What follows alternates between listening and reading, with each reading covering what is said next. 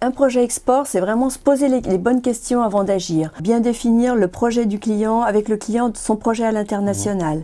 C'est pouvoir répondre, par exemple, comment je veux vendre mon produit, où est-ce que je veux aller vendre mon produit, pourquoi je veux vendre aussi mon produit à l'international.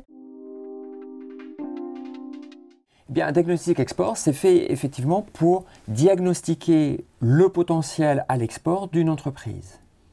Donc c'est fait pour mesurer quelles sont les faiblesses et les forces, identifier les faiblesses et les forces de l'entreprise en vue d'exportation.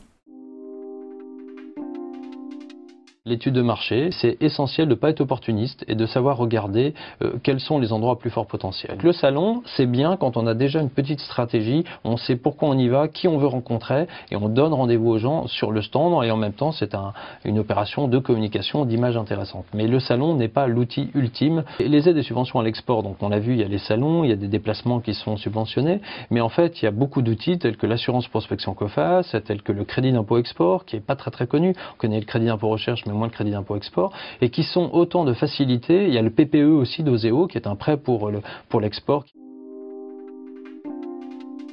Pouvez-vous nous dire ce qu'est un Incoterm? Alors c'est une abréviation de 3 mots, International Commercial Terms. Donc ce sont des termes de commerce international qui en fait vont servir pour de la vente de marchandises à l'international.